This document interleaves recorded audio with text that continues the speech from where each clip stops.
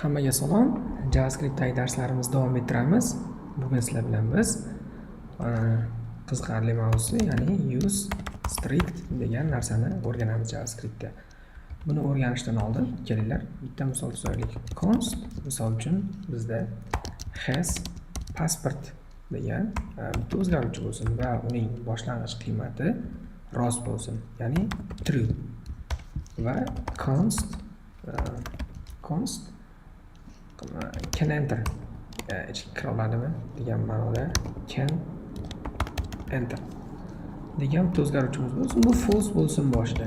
Ana endi if agar biz shart kiritamiz, qarang, has pasporti bo'lsa, to'g'rimi?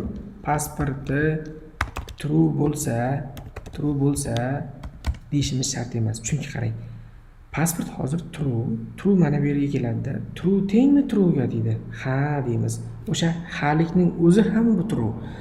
Ifning mana bu yerda turgan expressioni o'zidan true qaytargandagina if ichkaridagi blok ishlaydi. Ifni mana bu bloki, ya'ni curly brackets ga olingan blok ishlaydi. Demak, mana buni agar o'chirib tashlasam, tasavvur qiling. Pasporti true bo'lib keladi-da, mana bu yerning o'zi true bo'lib qoladimi? Demak ishlaydi. Agar false bo'lsa, mana bu yer false bo'ladi-da, to'g'ridan to'g'ri ishlamaydi. Uni truemi, falsemi deb tekshirish shart emas. Mana shu narsani o'rgatib ketadigandim, lekin davom etaveramiz. Mana endi qarang. Can enter barobar agar haqiqatan ham pasporti bo'lsa, ichkariga kirish huquqi beriladi. Ya'ni true qilib qo'yamiz. Ana endi if agar deymiz, agar can enter bo'lsa, boshqa yana bitta shart, shunchaki o'zimiz can enter bo'ladigan bo'lsa, can enter bo'ladigan bo'lsa, biz konsolga yoki bo'lmasa alertga hududga kirishi mumkin degan o'zgaruvchi anaqa bilan nima deydi? Hududga kirishi mumkin degan bir yozuvni chiqaraylik.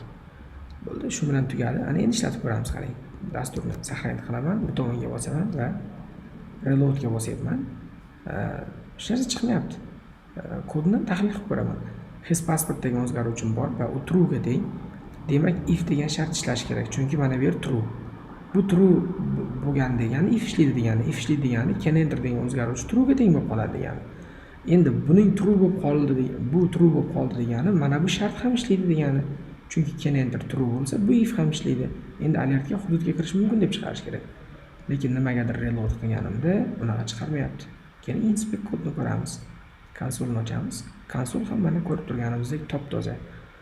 Hozir biz bilamizki, oranglarda balki kimlardir o'sha sezgandir ham, biz mana bu yerda hozir xato yozib qo'ydik can enterni deb. Lekin bilamizki, bizning dasturlashdagi kodlarimiz bir muncha ko'p va logikasi ancha murakkab holatda bo'lishi mumkin va biz xohlaymizmi yo'qmi, ayrim holatlarda imloviy xatolarga yo'l qo'yishimiz mumkin. Bu imloviy xatolarni ba'zida Visual kodimiz yoki kim nima ID da ishlasa unda ko'rsatishi mumkin yoki ko'rsatmasligi mumkin, yoki har xilcha stressli holatda bo'lishingiz mumkin. Ana shunday holatlarda buni ko'ra olmasdan biroz asabiy holatga tushishingiz mumkin. Ana shu holatlarni oldini olish uchun, ya'ni so'zlarni noto'g'ri yozib qo'yganda, yana bir qancha holatlarni oldini olish uchun use strict agar kalit so'zini yoqib qo'yadigan bo'lsak va saqlanib qilsam, qarang nima hodisa yuz beradi. Saqlanib qilishim bilan konsolda uncaught reference error can enter is not defined. Can enter degan o'zgaruvchi e'lon qilinmagan deyapti. Index.js 7-qatorda. Shunchaki 7-qatorga borib, bu enter bo'lish kerak deb to'g'rilab qo'yamiz va saqlanib qilishimiz bilan o'zgarmadi.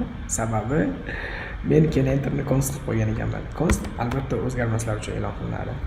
Uni let qilib qo'ysak, yana qarang. Const shakli xosin, buni yana zo'r tomoni qarang.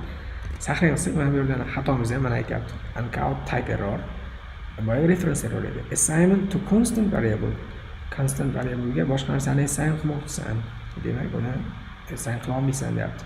Qila olishlik uchun esa biz albatta buni let ga o'zgartirib qo'yishimiz kerak. O'zgartiradigan narsalarimizni let ga olardik. Saqlanib qilsak, mana hududga kirishing mumkin deb ishlayapti. Dasturimiz juda ham zo'r tarzda. Demak, ko'rdingizmi, use strict bizga qanchalik yordam berishini. Use strict demak, biz nima so'zlarni xato qilsak, mana shunda bizga yordam berishi mumkin.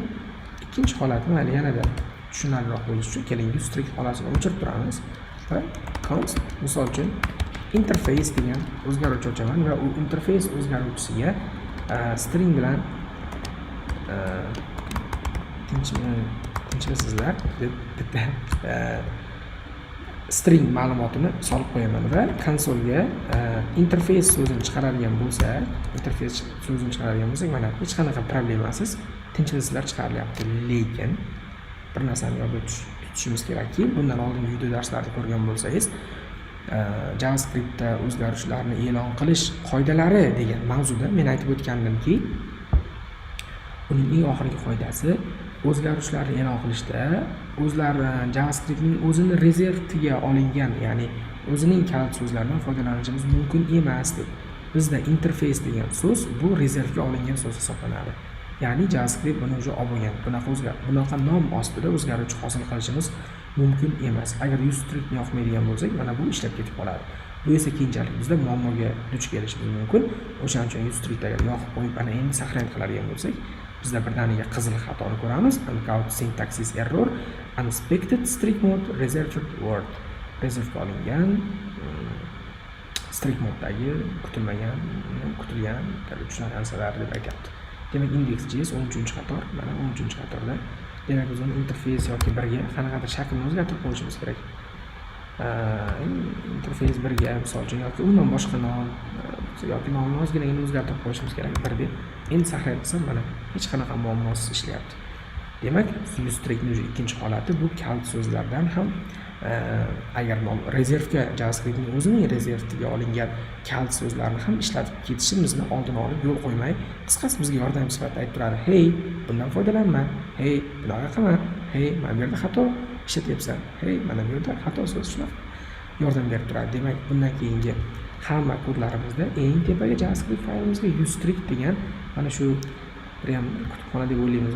Mana shu useString degan modni shunchaki qo'shib qo'yishimiz kerak bo'ladi do'stlar. Mana shu narsani tushuntirmoqchi edim. Demak, useString mavzusiga